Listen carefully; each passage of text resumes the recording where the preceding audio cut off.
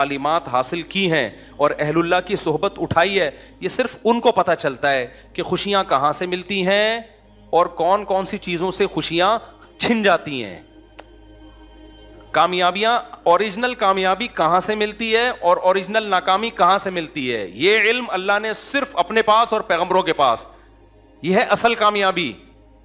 یہ علم دنیا داروں کے پاس، یہ جاپان والوں کے پاس نہیں ہے، یہ آسٹریلیا والوں کے پاس نہیں ہے، یہ علم امریکہ والوں کے پاس نہیں ہے، یہ نفسیاتی ڈاکٹروں کے پاس بولو نہیں ہے، یہ سائنسدانوں کے پاس نہیں۔ اگر ہوتا تو دنیا میں ٹیکنالوجی میں سب سے زیادہ ترقی جاپان نے کی ہے، تو جاپان بالکل اسٹریس لیس اور ڈپریشن لیس اور ٹینشن لیس کنٹری ہوتا۔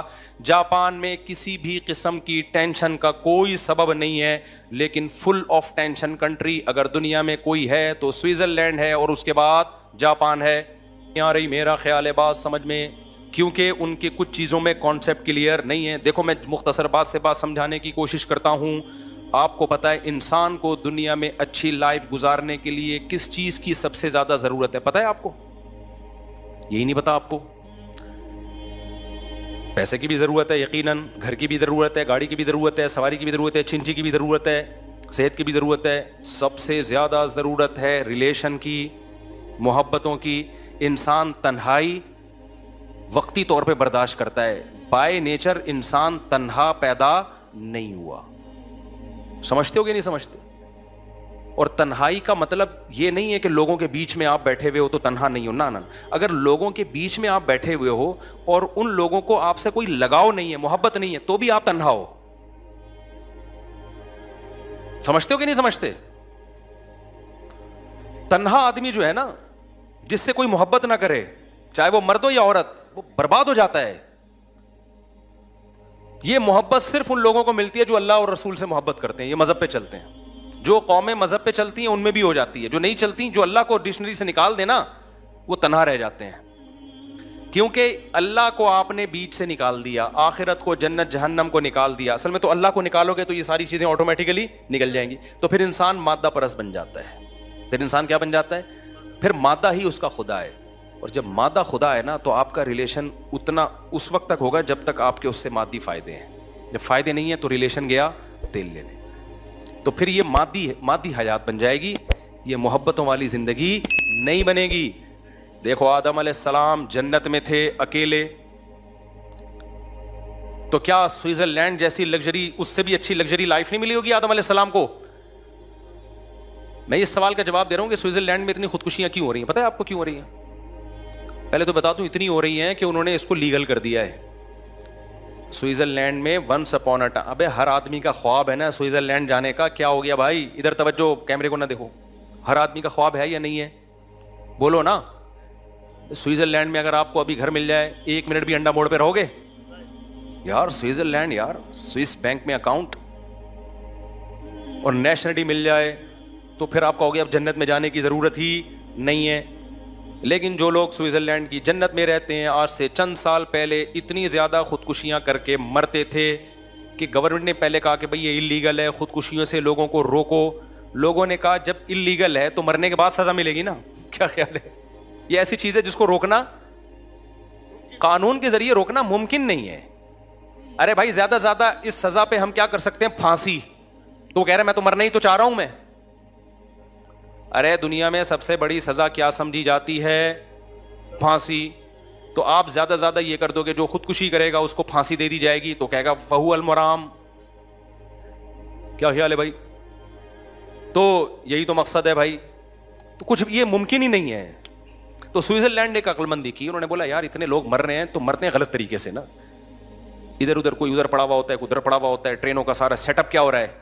برباد ہو رہا ہے ہمارا۔ ٹرینیں لیٹ نہیں ہوتی، کوئی نیچے آ گیا اس کی وجہ سے مسئلے، پھر ادھر، پھر جو خودکشی نہیں کرتے وہ خودکشی والوں کو دیکھ کے ڈپریشن میں جاتے ہیں، ان کو خودکشی کے خیالات آنا شروع ہو جاتے ہیں۔ ادھر ادھر لاشیں پڑی بھی ہوتی ہیں، جن کو نہیں بھی ان کو موٹیویشن ملتی ہے، صبر کی توفیق نہیں ملتی ان کو۔ پھر کہتے ہیں جب فلاں مر سکتا ہے اتنا نیک آدمی، تو میں مر گیا تو کیا ہو گیا؟ ان کے حساب سے جو بھی نیک۔ تبلیغ جماعت ایک دفعہ گئی، حاجی عبد الوہاب صاحب رحمہ اللہ تعالیٰ، میں جب سوئٹزرلینڈ میں تھا تو مجھے وہاں یہ واقعہ سنایا۔ سوئٹزرلینڈ میں جب میں تھا نا، تو وہیں کے مقامی مسلمان نے مجھے یہ واقعہ سنایا جو میں آپ کے سامنے سنا رہا ہوں۔ انہوں نے کہا کہ یہاں کئی سال پہلے حاجی عبد الوہاب صاحب آئے تھے، تبلیغ والوں نے بڑی محنتیں کی ہیں، کہاں کہاں نہیں گئے۔ تو حاجی عبدالوہاب صاحب کو پتہ چلا کہ 2 بندے ہیں. ہوا یہ ان کی خدمت میں 2 گورے لائے گئے. وہ گورے کیا تھے؟ وہ پورا ان کا پلان تھا کہ ہم نے اتنے بج کے اتنے منٹ پہ اجتماعی طور پہ مر جانا ہے. جوان لڑکے تھے, شراب کباب دولت سب کچھ. تو کسی نے ان کو بول دیا بھائی ادھر ٹرائی کر کے دیکھ لو, ایک بزرگ آئے میں, تو مرنے سے پہلے ایک یہ لائف اسٹائل بھی ہے. وہ آ گئے اور اللہ کا شکر ہے خودکشی سے بھی بچ گئے, نیک بنے, اتنی بڑی بڑی داڑیاں رکھی, پوری زندگی تبلیغ کے لیے ان گوروں نے, سوئٹزرلینڈ کے گوروں نے وقف کر دیا. پتہ نہیں کہاں کہاں گاؤں دیہاتوں میں ان کی تشکیل ہوئی ہوگی سوئٹزرلینڈ کو چھوڑ کر. ایسے تبلیغ نے ہزاروں لوگوں کو خودکشیوں سے بچایا, ہزاروں کو. ٹینشن سے بچانے کا پروگرام گورے کے پاس نہیں ہے, مولوی کے پاس ہے, سمجھتے ہو. میرے ولاگ پہ نا کل کسی نے کمنٹ کیے ہوئے تھے کہ مفتی صاحب کے اتنے بیگم, اتنے بچے اور پھر بھی اتنے خوش ہیں. ان کا خیال یہ تھا یہ تو اتنی ذمہ داریاں, اتنی ٹینشنوں کے بعد تو خوش رہنا ممکن نہیں ہے. تو ایک لائف اسٹائل یہ کہ ٹینشنوں کے تمام اسباب کے بعد آپ کہہ رہے ہو کہ خوش ہے. لیکن میں نے جاپانیوں کو دیکھا ٹینشنوں, اور سوئٹزرلینڈ والوں کو دیکھا ٹینشن کا کوئی سبب نہیں ہے, پھر بھی کیا ہے ٹینشن میں. اس کا مطلب کوئی ٹیکنیکل فالٹ ہے نا آپ کے اور ہمارے نظریے میں, کوئی فالٹ ہے بھائی. تو یہ مینوفیکچرنگ فالٹ نہیں ہے, یہ بعد میں آپ نے پیدا کیا ہے. وہ فالٹ یہ کہ آپ نیچر سے ہٹنے میں سکون تلاش کر رہے ہو, اور اسلام آپ کو نیچر کی طرف لے کر آ رہا ہے. بیوی بچے ہونا یہ نیچر ہے انسان کی.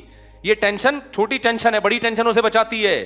خاندان ہونا, محبتیں ملتی ہیں اس سے انسان کو, اولاد ہونا, بچے ہونا, بھتیجے ہونا, بھانجے ہونا, پوتے ہونا, نواسے ہونا, باپ ہونا, بھائی ہونا, بہن ہونا, چاچے ہونا, مامے ہونا, یہ نیچرل ہے. اور وہ جو ہے نا سوئٹزرلینڈ, میں اور میرا پیسہ, یہ نیچرل نہیں ہے. اس میں پیسہ تو ہوگا, ریلیشن نہیں ہوگا, محبتیں نہیں ہوں گی. اس سے ہمارا وہ گاؤں دیہات کا آدمی اچھا ہے جو منجی پہ بیٹھتے دودھ نکال کے پیتا ہے اور مکھن پہ زندگی گزار دیتا ہے, وہ زیادہ خوش ہے. سمجھتے, اس کے ریلیشن مضبوط ہیں, محبتیں ہیں. گاؤں دیہاتوں میں تو گیا ہوں میں, جاپان سوئٹزرلینڈ بھی گیا ہوں, تو میں کچی آبادیوں میں بھی ٹائم گزارا ہے ہم نے بہت ٹریولنگ کی ہے. آج سے تھوڑی میں ٹریولنگ کر رہا ہوں, میں تو بچپن سے ٹریولنگ کر رہا ہوں. گاؤں دیہاتوں میں بھی ہم نے ٹائم گزارا ہے, پہاڑوں پتھروں میں بھی, بلوچستان کے خشک پہاڑوں میں بھی ہم نے ٹائم گزارا ہے. تو ٹیکنیکل فالٹ تو سوئٹزرلینڈ کا میں ختم کر دوں نا پہلے.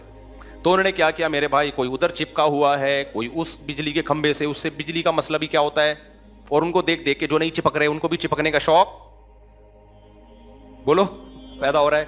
تو مجبور ہو کے سوئٹزرلینڈ کی گورنمنٹ نے یہ کیا کہ یار ایک کام جب ہو ہی رہا ہے تو تمیز سے ہو جائے, اچھا نہیں ہے. تو انہوں نے پھر لیگل کر دیا, انہوں نے بولا رجسٹریشن کروائیں, اور اس میں ٹائم لگتا ہے, رجسٹریشن میں اس میں ٹائم لگتا ہے. وہ کہتے ہیں آپ نے مرنا ہی ہے نا تو ہم آپ کو بتائیں گے کیسے مرنا ہے, تمیز سے مرو بھائی. مرنے کا بھی ہر کام تمیز سے ہوتا ہے, ہمارے یہاں ہر کام بدتمیزی سے ہو رہا ہے. کیا خیال ہے, گورے میں ایک بڑی کوالٹی ہے, کام صحیح ہو یا غلط ہو, لیکن ہوتا کیا ہے, لائن میں لگ کے تمیز سے. تو انہوں نے کہا مرنا ہے, جہنم میں جانا ہے, لائن میں لگ کے جاؤ جہنم میں. یہ نہیں ادھر سے پہلے میں کودوں گا تو پہلے جہنم میں کودے گا. خودکشی کرنے والا تو آگ میں جلتا ہے. وہ کیا کافر جب خودکشی کرتا ہے تو کفر کا گناہ بھی اور خودکشی کا گناہ ایک الگ سے ملتا ہے اس کو. جس خدا نے تجھے پیدا کیا تھا اس پہ توکل کیوں نہیں کیا, تو نے اس پہ اعتماد کیوں نہیں کیا, دنیا کو مسافر خانہ کیوں نہیں سمجھا, میری آیات پر ایمان کیوں نہیں لے کر آیا, وہ اور جہنم کی بڑی آگ میں کود رہا ہے. تو انہوں نے کہا تمیز سے لائن لگا کے کودو. یہ ہفرا تفری, پہلے میں جہنم میں گھسوں گا, ابو جہل سے میں نے ملاقات کرنی وغیرہ, میں نے مرزا غلام احمد قادیانی سے میری ملاقات کل کی طے ہو چکی ہے اور آپ ابھی وہ کر رہے ہو. تو وہ کہتے تمیز سے, آپ سب کو فرعون سے, حامان سے, اور ابو جہل سے, اور نمرود سے, مرزا غلام احمد قادیانی سے, ان تمام لوگوں سے آپ کی ملاقات ہم نے پہلے سے ایک اپوائنٹمنٹ ہے. اتنے آدمیوں سے فرعون ایک ہی ٹائم پہ نہیں مل سکتا. یہ میں اس لیے کہہ رہا ہوں کہ آج ہمارے ہاں بھی خودکشی کا رجحان بڑھ رہا ہے. تو یہ خودکشی کرنے والا اس خوش فہمی میں نہ رہے کہ میں غموں سے جان چھڑا کے بچ جاتا ہوں. اور بھائی تم غموں سے جان چھڑا کر اس سے بڑے غموں میں اپنے آپ کو دھکیل دیتے ہو. اللہ نہیں چھوڑے گا. اللہ کے سامنے یہ عذر نہیں ہے کہ میں بے روزگار تھا. ایک شخص نے نبی کے دور میں جہاد میں زخمی ہوا اور زخموں کی تکلیف کی وجہ سے اپنا گلا کاٹ دیا. نبی نے فرمایا جہنم میں. زخموں کی تکلیف کم ہوتی ہے کیا؟ تو آپ کس خوش فہمی میں ہو کہ آپ اپنے آپ کو مار دو گے تو آپ بچ جاؤ گے؟ نہ, اللہ نہیں چھوڑے گا. اللہ جہاں غفور الرحیم ہے, عزیز ذو انتقام بھی ہے, وہ انتقام لینے والا بھی ہے. قتل چاہے کسی اور کا ہو چاہے اپنا ہو, یہ جان کہ ہم خود مالک نہیں ہیں. غیر مسلم کہتے ہیں میں اپنی, میرا جسم میری مرضی, یہ غیر مسلموں کے نعرے ہیں. مسلمان کہتے ہیں نہ عورت کا جسم پہ اس کی مرضی, نہ مرد کے جسم پہ اس کی مرضی. یہ ہمیں اللہ نے دیا ہے بھائی. جب اللہ نے دیا تو وہ جیسے کہے گا ہم ویسے چلائیں گے بھی اس کو.